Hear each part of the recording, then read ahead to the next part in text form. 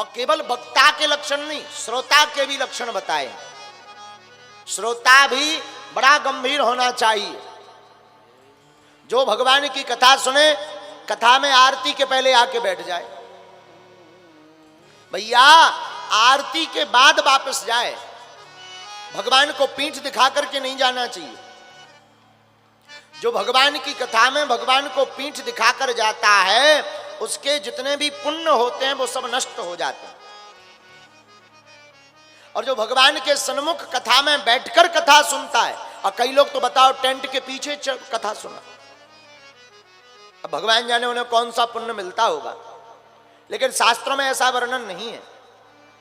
गोस्वामी तुलसीदास जी कहते हैं, सन्मुख होई जीव मोहि जबहि, सन्मुख होई जीव मोहि जबहि, जन्म कोटि अब नासहि सब, जन्म कोटि अगर नासहि तबहि, सन्मुख होई जीव मोहि जबहि, सन्मुख होई जीव मोहि जबहि।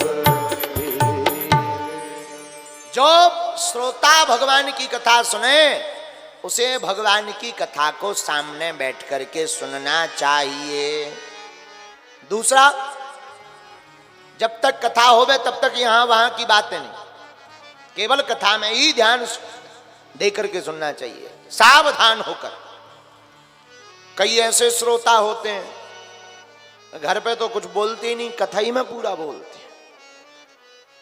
यहां की बातें वहां की बातें। माताओं की तो और विचित्र आदत, अरे भाई आज हमने कड़ी बनाई, फिर अरे क्या बताएं, पप्पू के पापा ने पानी मांगो, मैं जब लोग पानी दे भी भाई गई, आगी लगी बा कड़ी भर गई। और जब पूरी पंचायत करना ले, तब तक उन्हें लगता ही नहीं है कि हम भागवत में बैठे हैं।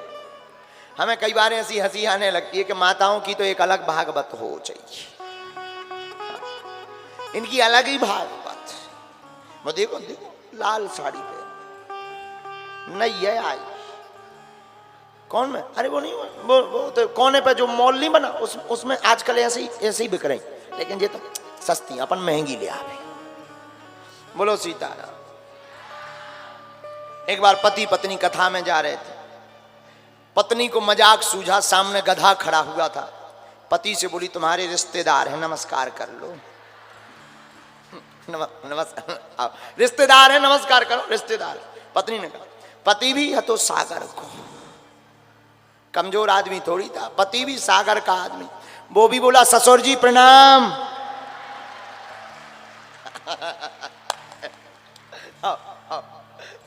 बोलो नहीं, ठीक है, ऐसी बात है, ठीक है। हमने जैसे ही सुना, हमको नहीं, बहुत अच्छा है, ऐसे ही होना चाहिए। और ऐसे लोग सागर में ही पाए जाते हैं। बोलो सीताराम, जोर से बोलो, और जोर से बोलो।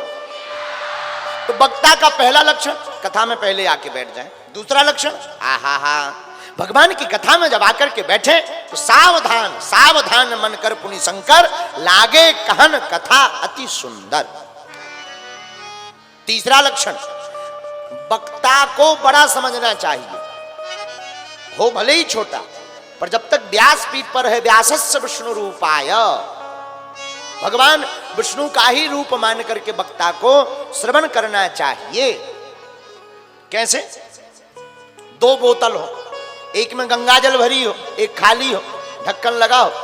अब खाली बोतल को अगर अपने में गंगा जल भरना है तो उसे पहले बगल में नहीं खड़ा होना पड़ेगा, उसे नीचे खड़ा होना पड़ेगा, फिर ऊपर से दूसरी बोतल का गंगा जल डाला जाएगा। उसी प्रकार वक्ता और श्रोता है, श्रोता को नीचे बैठना चाहिए और अपने आप को थोड़ा भाव में निम्न रख करके वक्ता के मुख से बहती हुई गंगा की कथा रूपी धारा को अपने हृदय रूपी बोतल में भर लेना चाहिए।